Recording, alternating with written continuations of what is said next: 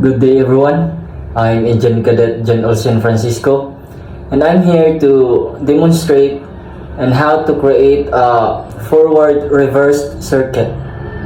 This is the complete circuit of the forward reverse circuit. This is the diagram I followed to create the forward reverse. First of all, before we begin in creating the forward reverse circuit, we should test the component using the multimeter tester if the component is no good or good. In here, I test the push button that I'm going to use and I test the two magnetic contactor. The component is good and now I will begin to create the forward reverse circuit.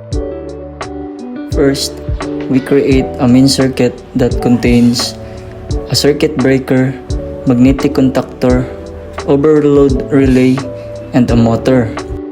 I connect a wire from the source to our circuit breaker.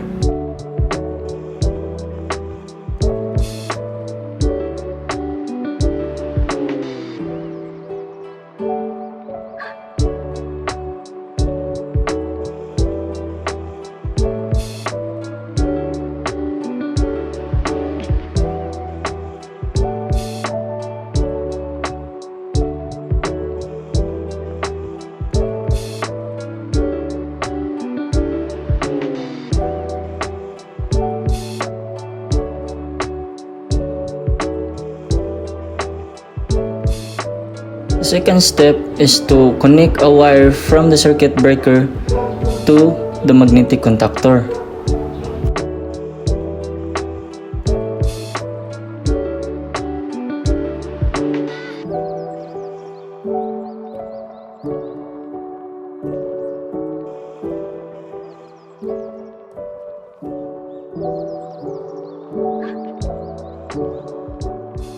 The third step is to connect a wire from the magnetic contactor to the overload relay.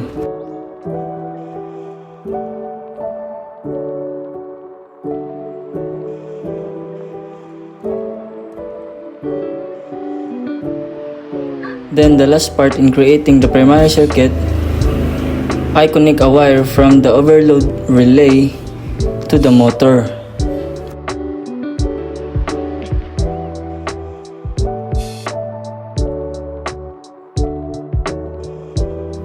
The connection I use to connect the motor is the Y connection.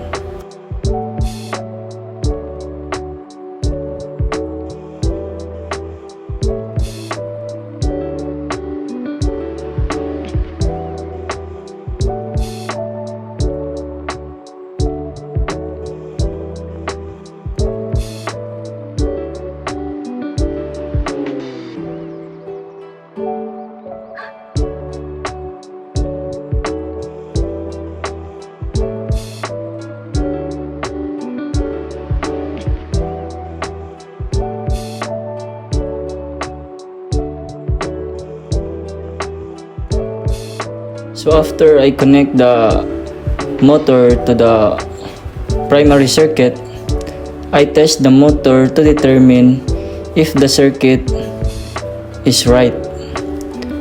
So I turn on the circuit breaker and push the button in the magnetic contactor, and as you can see, the motor run. So that's mean the circuit is correct.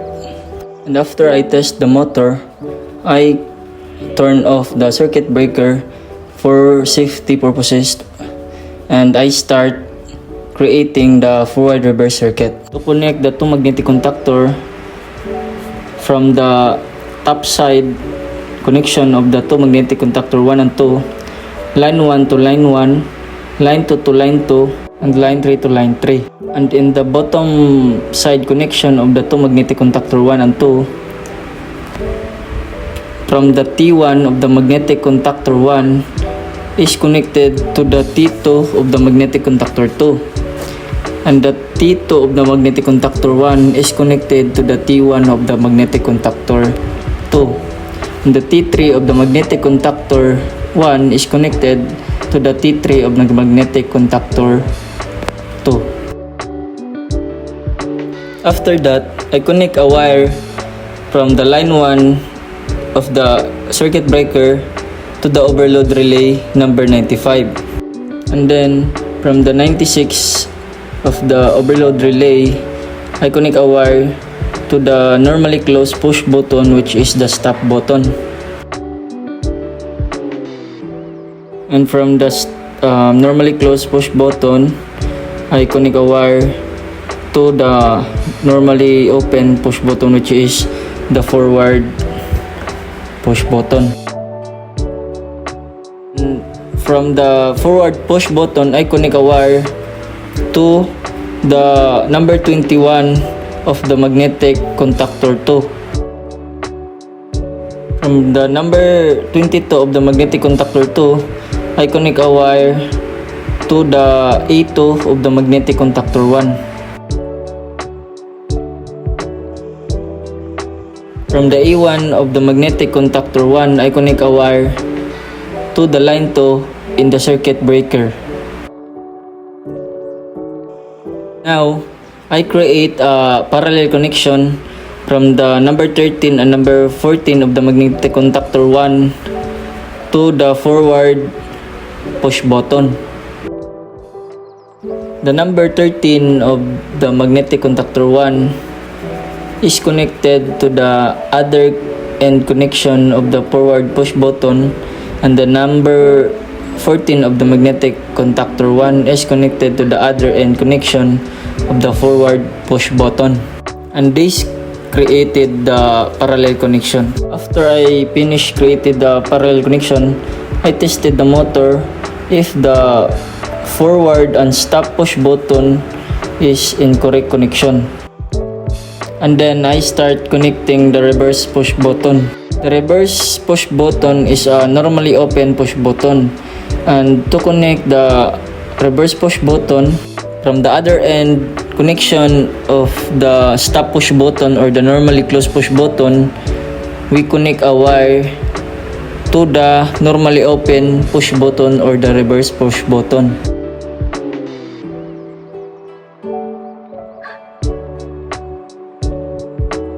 And after that, I connect a wire from the reverse push button to the number 21 of the magnetic contactor 1. And from the number 22 of the magnetic contactor 1, I connect a wire to the A2 of the magnetic contactor 2. And from the A1 of the magnetic contactor 2, I connect a wire to the line 2 of the source.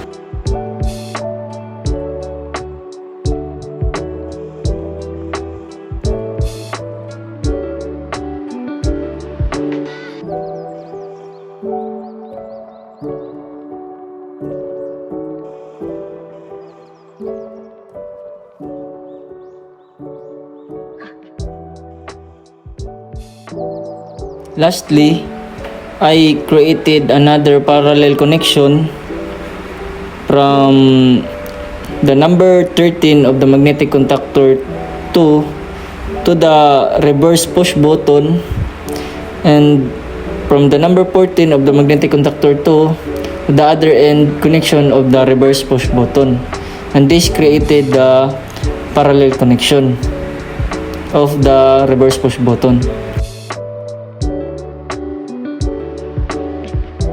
And after all of that connections, I test the forward reverse circuit. So first, I open the circuit breaker. I push the forward push button, and you can see the motor run. And then I push the stop push button, and the motor stop. And finally, I push the reverse push button, and the motor run in reverse.